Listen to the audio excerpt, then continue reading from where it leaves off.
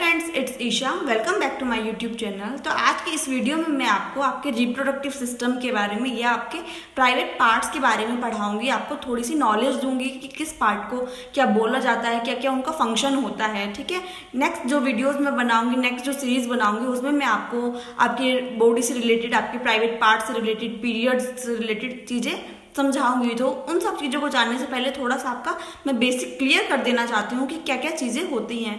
साथ में आपको पता होगा कि हम लड़कियाँ होती हैं, हम लोगों को इतना कुछ अपने बारे में पता नहीं होता है, कोई भी इन चीज़ों के बारे में हमसे डिस्कस नहीं करता है, जिसकी वजह से हम कितनी बारी काफ़ी प्रॉब्लम्स का शिकार हो जाते हैं। तो ये सब चीज़ों को दूर करने के लिए ही मैं ये वीडियोस बना रही हूँ, ताकि आप लोगों की हेल्प हो सके, आप लोगों को इंसाइट मिल सके। तो फर्स्टली मैं आपको स्ट्रक्चर बता देती हूँ किस तरह का फीमेल रिप्रोडक्टिव सिस्टम होता है। तो आप देख सकते हो, ये देखिए आप, ये होता है, this is our female reproductive system. मतलब आप इसको एंटायर फीमेल रिप्रोडक्टिव सिस्टम बोल सकते हो। ये एक ही इमेज में आपको मैंने दिखा दिया। अब आप बहुत कंफ्यूज हो रहे होंगे कि किस तरीके से हम समझे, किस इमेज को क्या बोलते हैं, क्या पार्ट है इसमें, क्योंकि आपको कुछ भी समझ में नहीं आएगा। तो मैं आपको वन बाय वन अलग से ड्रॉ कर करके दिखा देती हूँ, समझा देती हूँ कि किस पार्ट का काम क्या क्या होता है। तो आप वीडियो को एंड तक देखिएगा, आपके लिए वीडियो बहुत ज़्यादा इन्फॉर्मेटिव हो सकती है। तो मैं आपको अलग अलग से ड्रॉ करके दिखा देती हूँ किस पार्ट का काम क्या है। आपने देखा होगा उस डायग्राम में कि आपको दो साइड सर्कल वाली स्ट्रक्चर दिखने को मिली होगी। अगर आपने नहीं देखा है तो आप उसको दोबारा से एक बार ही देख लीजिए पीछे जाके वीडियो में, कि आपको ये दो सर्कल लाइक स्ट्रक्चर देखने के लिए मिलेगी, एक इधर साइड एक इधर साइड। इस सर्कल लाइक स्ट्रक्चर को हम क्या बोलते हैं? इनको हम ओवरीज बोलते हैं। एक फीमेल में दो ओवरीज पाई जाती हैं। इन ओवरीज का काम क्या होता है कि जो भी हमारा मेंस्ट्रुअल साइकिल होता है, जो भी हमारा पीरियड्स का टाइम जब आता है, तो जो हमारे सेक्स हार्मोन्स होते हैं वो इन ओवरीज को कमांड प्रोवाइड करते हैं ताकि ये एग प्रोड्यूस कर सके। क्या कर सके? एग प्रोड्यूस कर सके। तो इनका मेन वर्क जो होता है वो होता है एग प्रोडक्शन का, यानी कि जो हमारे पीरियड्स आते हैं या बेबी कंसेप्शन का जो भी लॉजिक होता है, उसके लिए जो एग चाहिए होता है वो इन ओवरीज के थ्रू आता है। तो ओवरीज का काम क्या होता है? ओवरीज का काम होता है एग प्रोडक्शन करने का। साथ में आपको एक चीज़ बताऊंगी कि जब हमारे पीरियड्स आते हैं तो फर्स्ट मंथ में ये वाली ओवरी एग प्रोड्यूस करेगी, सेकंड मंथ में ये वाली ओवरी प्रोड्यूस करेगी। मतलब एक महीने में एक ओवरी एग प्रोड्यूस करती है, नेक्स्ट मंथ में उससे नेक्स्ट वाली एग प्रोड्यूस करती है। तो आई होप कितनी चीज़ आपको क्लियर हो गई होगी। This is ovary. दो ओवरीज होती है एक फीमेल में, इनका काम होता है एग प्रोडक्शन करने का, एग प्रोड्यूस करने का। नॉर्मल लैंग्वेज में हम उसको एग बोलते हैं, पर मेडिकल लैंग्वेज में हम उसको ओवम बोलते हैं। ठीक है, तो आपको समझ में आ गया होगा इतना काम। ये काम होता है ओवरी का, राइट। अब हम नेक्स्ट चीज़ के बारे में पढ़ लेते हैं। नेक्स्ट आपने ये स्ट्रक्चर देखा होगा, राइट। ये स्ट्रक्चर आपने बना देखा था, तो इसके बारे में हम जान लेते हैं। फर्स्टली मैं आपको बताऊं तो ये जो फिंगर लाइक स्ट्रक्चर आपको देखने के लिए मिल रही है, ये इधर और इधर, ये होती है फिम्ब्राई। इनका काम क्या होता है? जिस तरीके से हमारी फिंगर किसी चीज़ को पकड़ती है, इसी तरीके से इनका काम भी पकड़ने का होता है। क्या पकड़ने का होता है वो मैं आगे बताऊंगी, आप पहले समझ लीजिए। इनका फिम्ब्राई, ये इनको फिम्ब्राइज हम बोलते हैं, और इनका काम होता है कैच करने का। जिस तरीके से हमारी फिंगर्स किसी चीज़ को पकड़ती है, होल्ड करती है, उसी तरीके से ये फिम्ब्राइज भी होल्ड करती है, राइट। ये देखिए, उसके बाद में आपको ये क्राउन वाला एरिया दिख रहा होगा, थोड़ा सा प्रोमिनेंट एरिया, और ये एरिया और ये, इस पूरे को हम यूट्रस बोलते हैं। यूट्रस एक्चुअली 3 पार्ट्स में डिवाइड होता है। ये यूट्रस का फंडस पार्ट होता है, ये यूट्रस की बॉडी होती है, और ये इसका सर्विक्स वाला एरिया होता है। तो ये हो गया यूट्रस। यूट्रस का काम क्या होता है कि जब भी कोई भी लेडी प्रेगनेंसी कंसीव करती है, तो जो बेबी ग्रो करता है वो यहाँ यूट्रस के अंदर ग्रो करता है। मतलब 9 मंथ्स की जो प्रेगनेंसी हैपन होती है वो इस यूट्रस के अंदर होती है, यहाँ पे बेबी ग्रो करता है। ठीक है, ये काम हो गया यूट्रस का।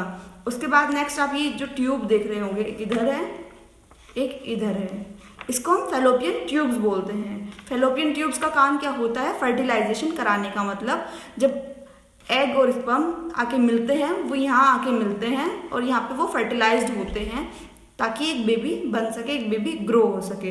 तो इनका काम क्या होता है? इन फेलोपियन ट्यूब्स का काम होता है फर्टिलाइज कराने का, एग और स्पर्म को मिलाने का काम होता है इसका, फेलोपियन ट्यूब का। नेक्स्ट बात आती है सर्विक्स की। सर्विक्स का काम क्या होता है? सर्विक्स का काम होता है बेबी को डिलीवर आउट करने में। मतलब जब बेबी की डिलीवरी होने वाली होती है, एक फीमेल की डिलीवरी होने वाली होती है, तब सर्विक्स काम करती है। सर्विक्स के थ्रू ही वो बेबी पास आउट होकर बाहर आता है। साथ में सर्विक्स क्या काम करती है? सर्विक्स काम करती है स्पर्म का रास्ता बनने के लिए। क्यों, वो भी मैं आपको बताती हूँ। सर्विक्स के बाद ये जो एरिया आता है ये वजाइना होती है। तो सर्विक्स और वजाइना का काम क्या होता है कि जब भी कोई स्पर्म बाहर से आता है तो पहले वो वजाइना के थ्रू एंटर करेगा, फिर वो सर्विक्स के थ्रू एंटर करेगा और वो यहाँ आ जाएगा। तो वजाइना और सर्विक्स का काम क्या होता है? वजाइना और सर्विक्स का यही काम होता है कि वो स्पर्म को एंटर कराती है इंटरनल रिप्रोडक्टिव सिस्टम में, क्योंकि जो वजाइना होती है उसको हम एक्सटर्नल रिप्रोडक्टिव सिस्टम बोलते हैं, क्योंकि हम वजाइना को अपनी आंखों से देख सकते हैं, पर इन सबको हम ऐसे नहीं देख सकते नॉर्मली, ठीक है। इसलिए वजाइना को हम एक्सटर्नल रिप्रोडक्टिव ऑर्गन बोलते हैं। और ये दोनों किस काम में आती है? ये दोनों काम में आती है कि जब भी कोई स्पर्म बाहर से अंदर आना चाहता है तो ये उसके लिए एक रास्ते का काम करती है, उसके लिए एक मीडिएटर का काम करते हैं ताकि वो अंदर तक एंटर हो सके। आ गए हैं अपने डायग्राम पे। तो डायग्राम में मैं आपको एक बार बता देती हूँ, दीज आर योर ओवरीज। क्या होती हैं? ओवरीज होती है। ये फेलोपियन ट्यूब्स होती है। इसमें आपको फिम्ब्राई नहीं दिखाई दे रही, हालांकि मैंने बनाई है, पर वो बहुत छोटे छोटे दिखाई दे रही होंगी। तो यहाँ पे फिम्ब्राइज होती है। ये फेलोपियन ट्यूब हो गई है। ये यूट्रस का फंडस पार्ट है। ये यूट्रस की बॉडी है। ये सर्विक्स है और ये वजाइना है, ठीक है। तो अब ये काम किस तरीके से करते हैं? तो फर्स्टली क्या होता है, ओवरी जो होती है वो यहाँ से एग को प्रोड्यूस करती है, राइट। मैंने आपको बताया ओवरी का काम क्या होता है, एग प्रोड्यूस करना। तो ओवरी यहाँ से एग प्रोड्यूस करेगी, उसके बाद में यहाँ फिम्ब्राइज जो होती है उस एग को पकड़ लेती है। मैंने आपको बताया था फिम्ब्राई का काम होता है पकड़ने का, कैच करने का। तो वो यहाँ से उस एग को पकड़ लेंगी। पकड़ने के बाद में क्या करेंगी, वो इस फेलोपियन ट्यूब में लाके छोड़ देंगे, क्योंकि फेलोपियन ट्यूब में फर्टिलाइजेशन अकर होता है। तो क्या होता है, यहाँ पे वो ओवम आके या वो जो एग होता है वो फेलोपियन ट्यूब में आके रहता है। तो फेलोपियन ट्यूब का काम क्या होता है, उस एग को 24 आवर्स तक अपने अंदर रखना, सरवाइव कराना। ये काम होता है फेलोपियन ट्यूब्स का, ठीक है। अब हम ये तो इसका काम हो गया। नेक्स्ट जो काम होता है यूट्रस का, यूट्रस का काम हो गया कि अगर फर्टिलाइजेशन हो जाता है, यहाँ पे एग और स्पर्म मिलके फर्टिलाइज करा देते हैं, तो उसके बाद क्या होता है कि प्रेगनेंसी अकर हो जाएगी। प्रेगनेंसी अकर होने के बाद में जो बेबी ग्रो होगा वो यूट्रस के अंदर ग्रो होगा। ग्रो होने के बाद में जब 9 मंथ कंप्लीट होंगे तो धीरे धीरे सर्विक्स ओपन होने लगेगी और जो बेबी है वो डिलीवर हो जाएगा। फर्स्टली ये सर्विक्स खुलेगी, उसके बाद में वजाइना के थ्रू वो बाहर आ जाएगा, आउटर वर्ल्ड में आ जाएगा। साथ में सर्विक्स और वजाइना का काम क्या होता है, कोई भी लाइक आप एग्जांपल ले लीजिए, दिस इज स्पर्म है, ये इसको अंदर जाना है, तो वो क्या करेगा, फर्स्टली वजाइना के थ्रू एंटर करेगा, फिर वो सर्विक्स में जाएगा और वो यहाँ यूट्रस में आके मिल जाएगा, ठीक है। तो इतना काम होता है। ये होता है हमारा बेसिक फीमेल रिप्रोडक्टिव सिस्टम।